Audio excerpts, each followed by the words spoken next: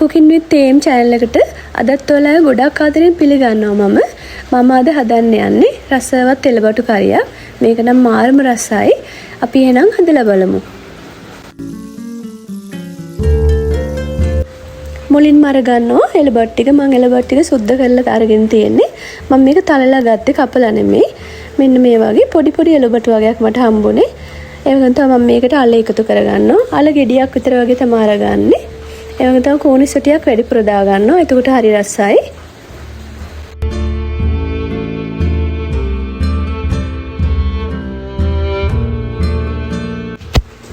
ඊට පස්සේ කහ තේ හැඳි එකයි, අමු තුන පහ තේ හැඳි එකයි, බෙදපු තුන පහ තේ හැඳි එකයි, මිරිස් කුඩු තේ හැඳයි, උළු හල් අරගෙන තියෙන කුඩු එකෙන් තේ හැඳයි, ලුණු තේ හැඳයි, සෝයා සෝස් වලින් තේ හැඳි එකක් අරගෙන තිනවා. ඊට පස්සේ අපි මේ ටික ඔක්කොම දාලා හොඳට කලවම් කරගන්නවා.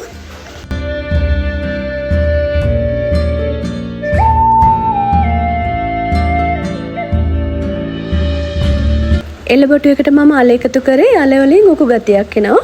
ඒ වගේම තමයි සමහරු නම් ගොඩක් කොස්සයට තමයි දාන්නේ. මට මේ වෙලාවේ කොස්සර නම් හොයාගන්න නැති වුණා. ඒකයි මම අල එකතු කරේ. ඒකට මේකත් මාරුම රසයි.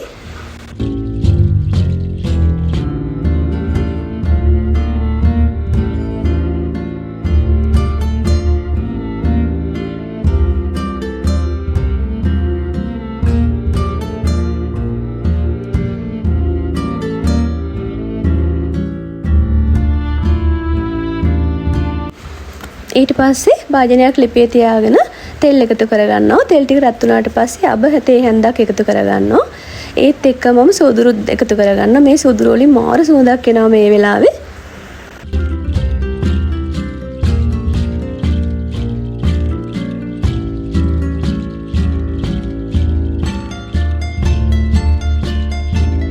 ඊට පස්සේ මේ ටික කර වුණාට පස්සේ ලූණු, රම්පේ, කරපිංච, අමුමිරිස් ඒ ටික එකතු කරගෙන හොඳට කලවම් කරගන්නවා.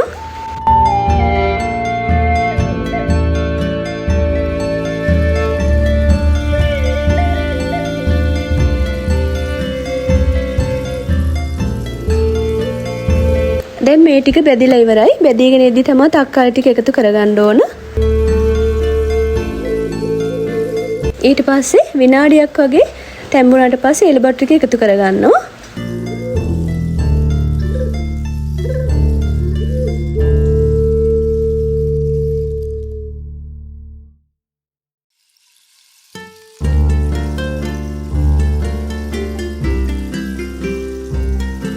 දැන් අපි මේ ටික ආයෙත් හොඳට කලවම් කරගන්නවා.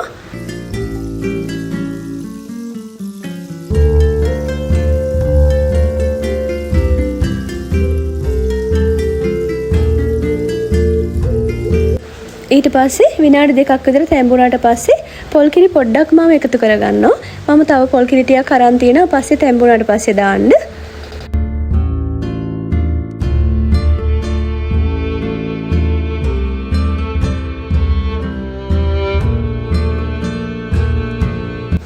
අපි පොල් කිරි එකතු කරගද්දී මම නම් දී කිරි නෙමෙයි එකපාරම මිටි කිරි අරගෙන තියෙන්නේ.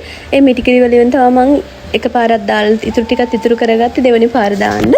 මේ බලන්නකෝ දැන් නම් හොඳට තැම්බීගෙන එනවා. ඒ වගේම තමයි හරි සුවඳයි. දැන් අපි ඉතුරු පොල් කිරි ටිකත් එකතු කරගන්නවා. මේක බාගෙට හොදි ටික හිඳුනහම.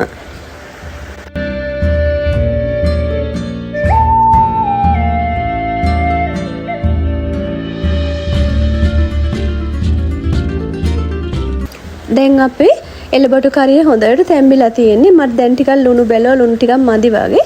මම ආපහු ලුණු රස අණු එකතු කරගත්තා.